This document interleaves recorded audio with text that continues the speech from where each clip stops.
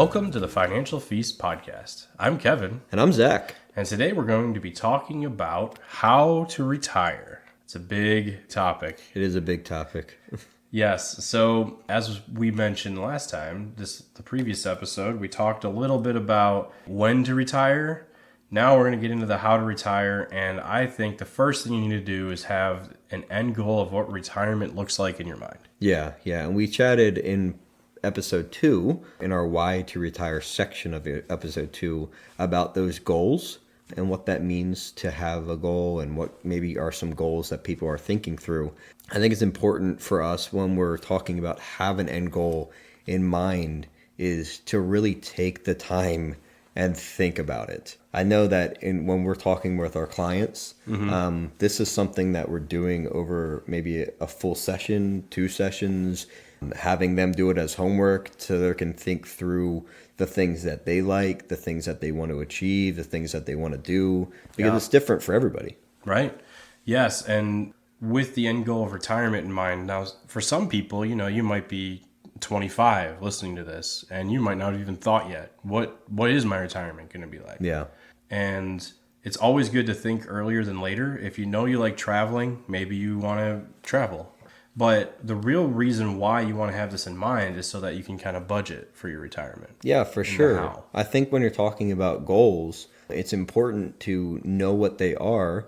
Obviously, for the budgeting standpoint, if there's something that I want to do, like traveling across the country, that's obviously going to take a reasonable amount of money to do that.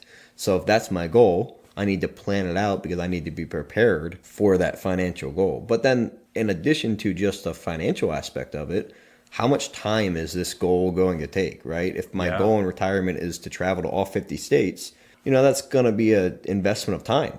So I need to be thinking through that.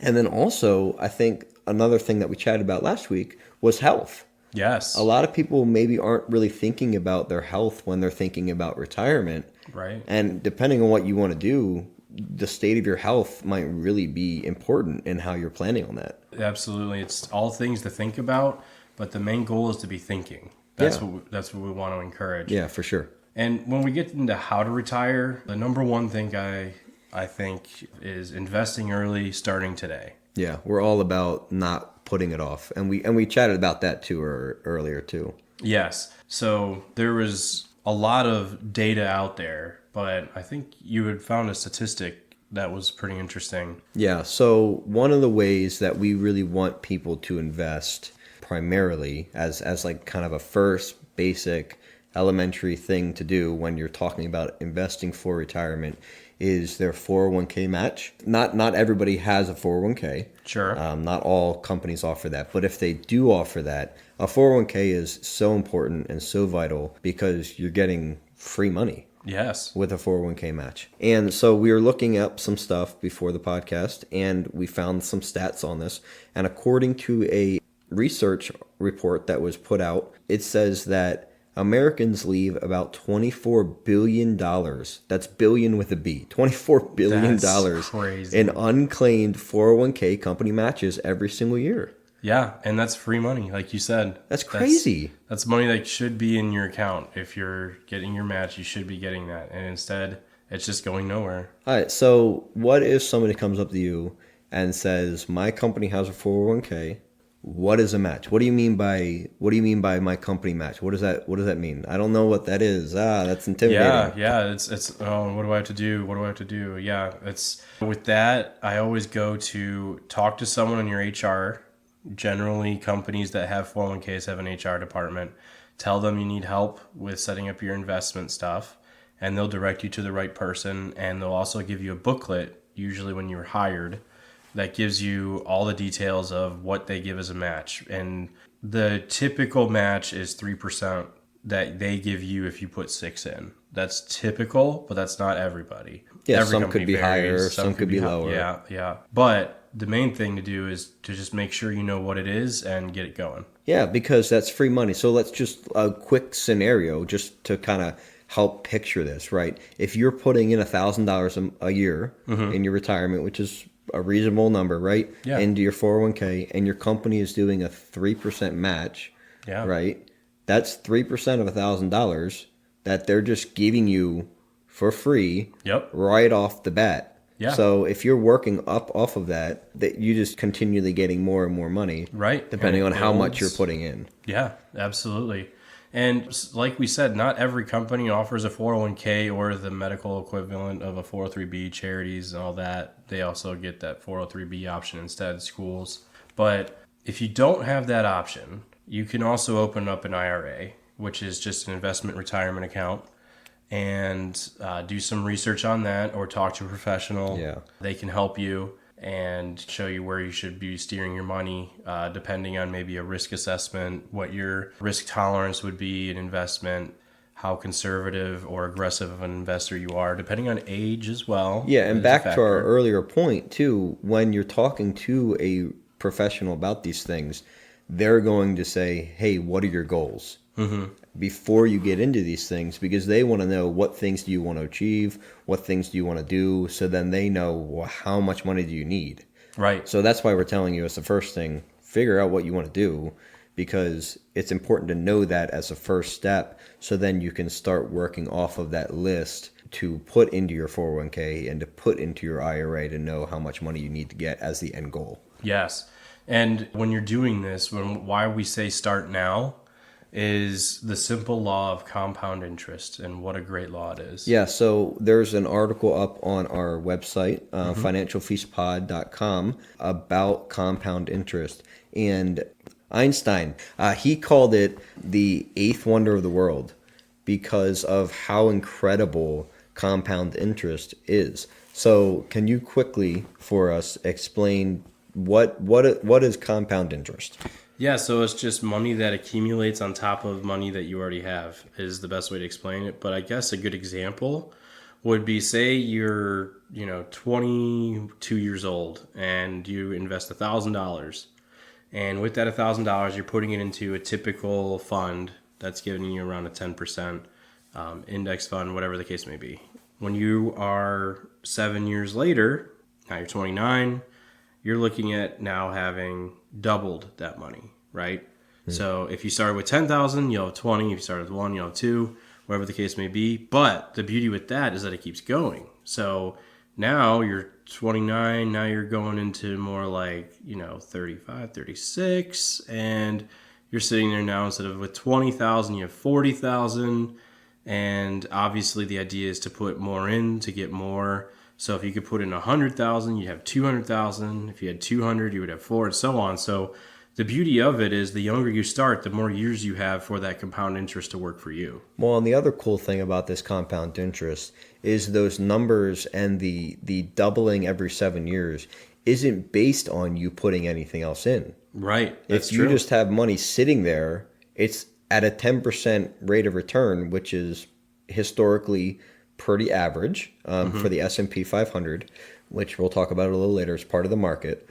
You're going to get a double every 7 years, whether you're putting money in or not. Yeah. So obviously, the earlier you start, the longer you have to retire. Because if I start at 40 and I want to retire at 65, I have 25 years for that money to sit. So I only have 3 different sessions of that 7 year. Right. Whereas if I start at, to your point, 20, and I go until I'm 65, I now have 45 years, which is a lot more 7-year periods for that money to continually double. Yes. So start early, start now. That is the number one thing. But another thing to think about when you are investing and you are thinking about how to retire is the importance of diversification. Yeah, diversification really can't be understated how important that is. Yes. And there's many different ways to diversify. You can diversify in the market. You could diversify with just what you have, right now. So that could be market, that could be other income streams. But when we talk about the market, that is such a big area of diversification possibilities. Yeah. There's so much out there. We'll talk more about that in some later episodes. Yeah, we didn't want to get into it too much here because it's a lot of information. Right. And we didn't want to go off track too much with this kind of general overview. Mm-hmm. But understanding that the market is a important thing for you to get your money into. And if you don't understand and don't feel confident in what that is, Like we said, we'll talk about that later. But you can definitely go to a financial professional and chat with them, and they will know and have confidence in them handling your money well. Yes, absolutely. And you can always learn these things, but just make sure you know what you're doing with your money when you're doing it. That's the number one thing on that. Yeah. So when we're also talking about diversification and we talked about kind of the market, there's other areas that you can do it as well. Real estate right now is a very hot one that a lot of people like to do.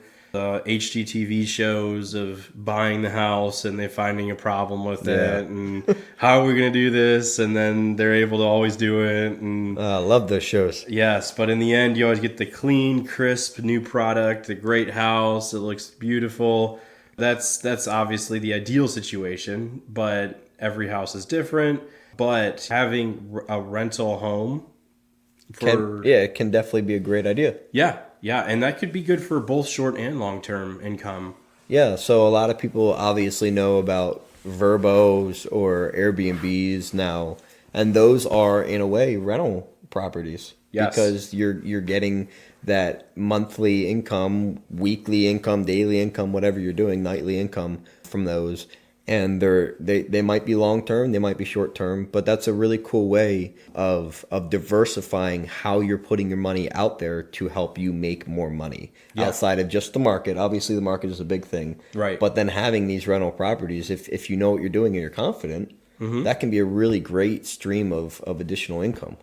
Yes, and even if you're decided maybe I don't want to rent, you could also flip a house, sell it, and just take the cash. If you feel really handy, buy kind of a fixer-upper, fix it up, and then sell it. If you don't want to deal with those renters or any of that, that's another way to kind of have money somewhere else that is not connected to the market, but is a good asset that you can use for potential money down the road. Yeah, and then even outside of rental homes, but still in the aspect of real estate, is even just owning a house.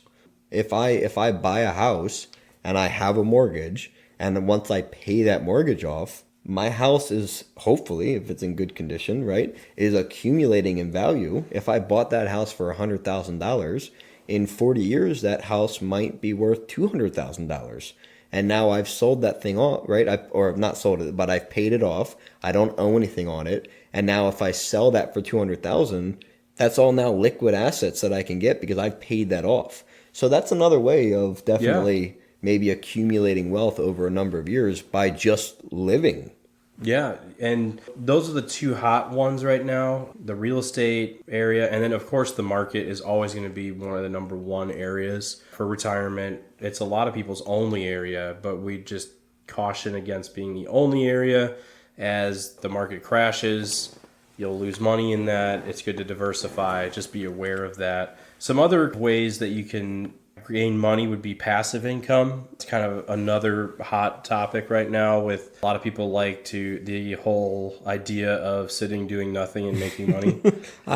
That is a very popular idea, right? Yes. What can I do for the least amount of effort that makes me money? Yes, that gives me the most money. Right. The rental income that we just had kind of talked about would be kind of an idea of passive income. Some people argue it's not completely passive because you still are in charge of the building and the cleaning, dealing and all with that the stuff, tenants, and the tenants. But another way to make passive income could be starting a podcast. That's true. We're not making any money off of this podcast right now, but there are people that make money off of a podcast. Yes, and it's just find something you're passionate about and go get a microphone and go make some podcasts and see what happens. You never know.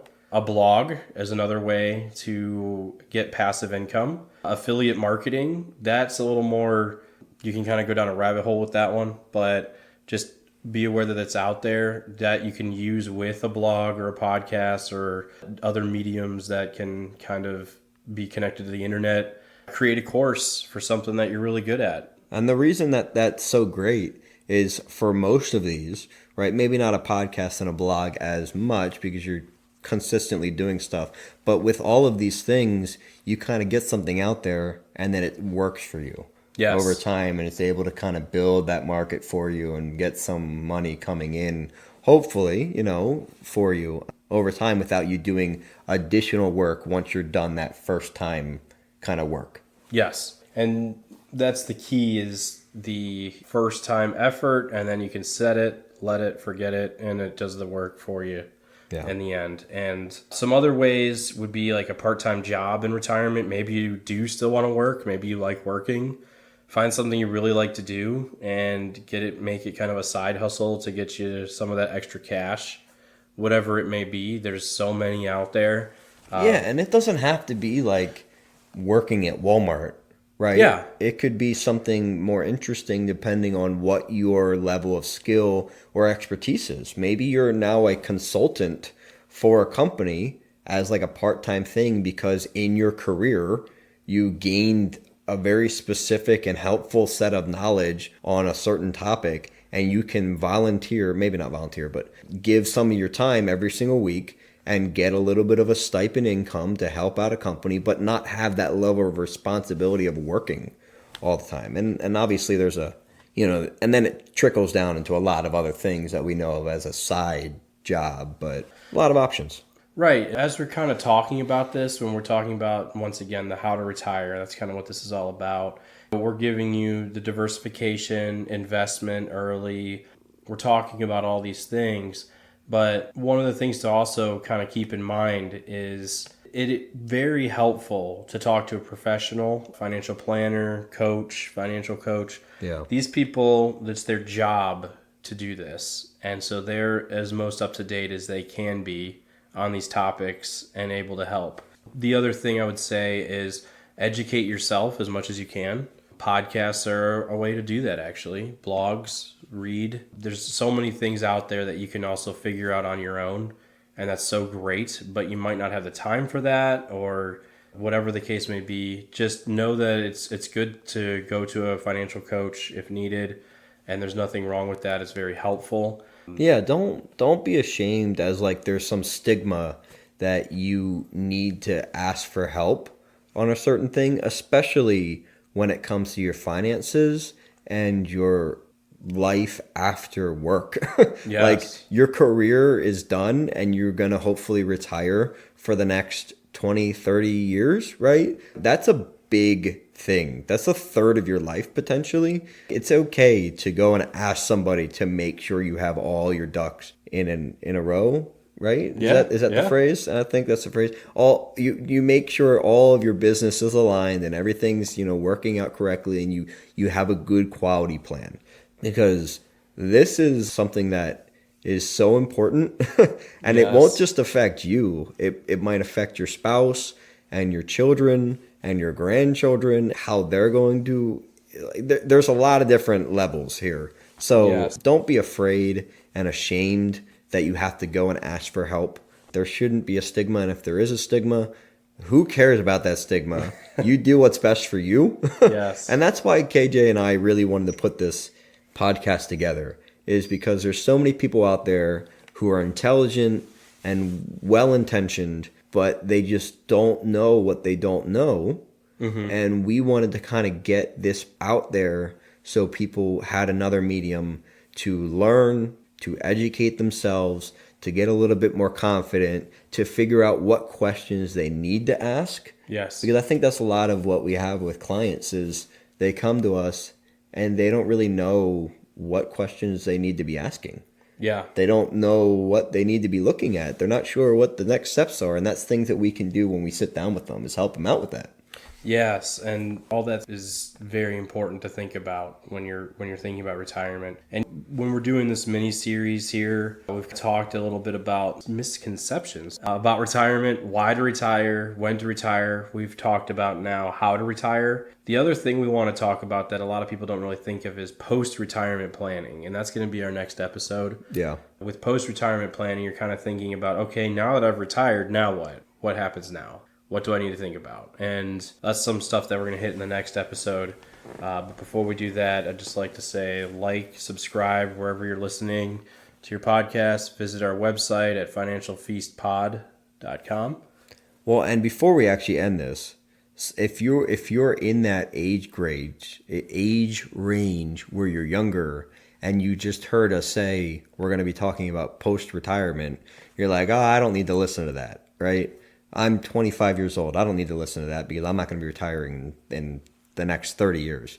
Well, maybe your parents will be, or maybe your grandparents are currently in that. This is information, hopefully, that will be helpful so that you can also sit down with a loved one and help them out with that information. So I sorry to jump in there. No, that's but good. I think that's important, that just because it might not specifically apply to you, we do think that the information that we're kind of talking through on these podcasts is helpful, not just for you, but then also for those people in your life that are going through different situations that you can then encourage, because we don't know your parents. Ideally, I mean, maybe some of them we do, but we don't know your parents, we don't know your grandparents, we don't know your neighbors, we don't know your coworkers, and we therefore can't sit down and chat through them with them about these situations.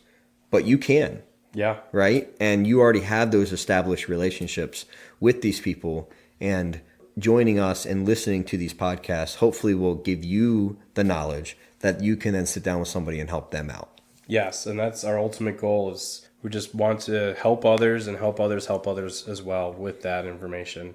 So we'll see you on the next podcast. Don't forget to visit financialfeastpod.com. If you have any questions for us, we do have an email, a little question box there that you can send. Feel free to send those questions. We'll do our best to answer them as soon as we can. And we'll see you on the next episode.